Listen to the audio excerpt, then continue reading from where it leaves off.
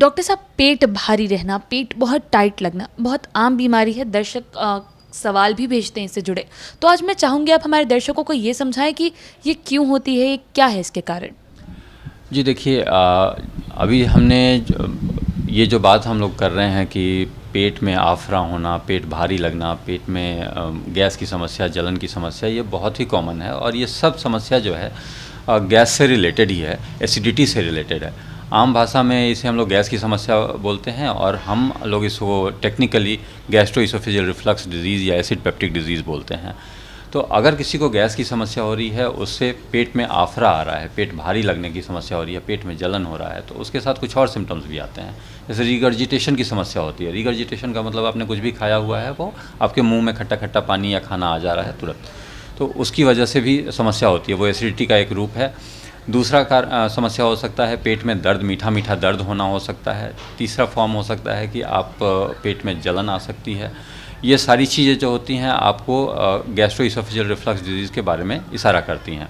अगर किसी को गैस्ट्रोइसोफेजियल रिफ्लक्स डिजीज़ हो रहा है तो उसके कई आम कारण जो हैं वो आपका रहन सहन और खान पान में गड़बड़ी होती है। अगर आपका लाइफस्टाइल सही नहीं है, आप सेडेंट्री लाइफस्टाइल के साथ रहते हैं, चेयर पर काम करना है, बैठे रहना है, आउटडोर एक्टिविटी नहीं है, या फिर आपका गेम्स में पार्टिसिपेशन नहीं है, तो फिर आप इस बीमारी के लिए बहुत ज़्यादा प्रोन होते हैं और आपको गैस्ट्रोइसोफेजियल रिफ्लक्स डिजीज़ की समस्या ज़्यादा होती है।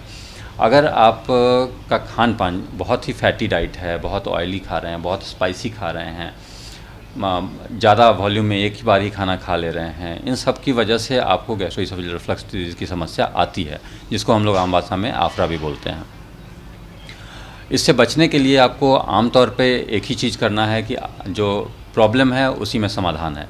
अगर आप अपनी समस्या, जैसे कि खान पान में जो समस्या है उसको सही कर लें, दुरुस्त कर लें, फैटी डाइट कम खाएं, वेजिटेबल्स ज़्यादा खाएं, ग्रीन लीफी वेजिटेबल्स हरी, और आप एक बार में भरपेट ना खाएं, थोड़ा थोड़ा खाना बार बार खाएं, या फिर और साथ में एक्टिविटी में पार्टिसिपेट करें, गेम्स करें, एक्सरसाइज करें, जो भी कर सकते हैं करें, तो आपकी ये समस्या बहुत हद तक कम हो जाती है। उसके साथ कुछ और भी चीज़ें हैं जो ध्यान देनी होती हैं कि आपको मिल्क प्रोडक्ट्स कम करने होते हैं डाइट में, लैक्टोज कंटेनिंग प्रोडक्ट्स कम करने होते हैं।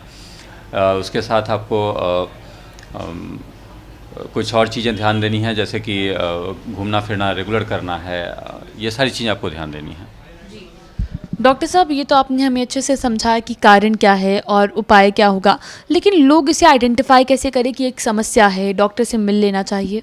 जी, जो हमने सिम्टम्स बताएं वो कॉमन सिम्टम्स हैं, जैसे कि पेट भारी भारी लगना, जलन होना, दर्द होना। ये जब समस्याएं आने लगें तो ये अर्ली स्टेज नहीं है, ये लेटर स्टेज की बीमारी है। आपको तुरंत उसके बाद मिल लेना चाहिए डॉक्टर से, क्योंकि इसी से पता चल जाता है कि आपकी जो समस्या है वो गंभीर रूप ले रही है। आपको समय रहते उसका इलाज करा लेना है। उससे भूख लगनी भी कम हो जाती है, वॉमिटिंग की टेंडेंसी भी आ सकती है, एसिड रिफ्लक्स ऊपर होने लगता है, तो कई बार खाने की नली में अल्सर भी बनने लगते हैं, जिसको इसोफेजाइटिस बोलते हैं। ये सारी समस्याएं आ सकती हैं। अगर इन समस्याओं से बचना है तो इनका निदान समय रहते होना चाहिए।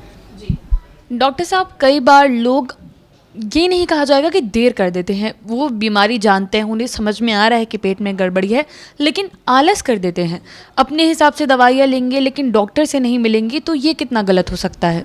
ओवर द काउंटर मेडिकेशन बहुत ही हार्मफुल चीज़ है, क्योंकि बहुत लोग सालों तक ये दवाइयाँ खाते रहते हैं।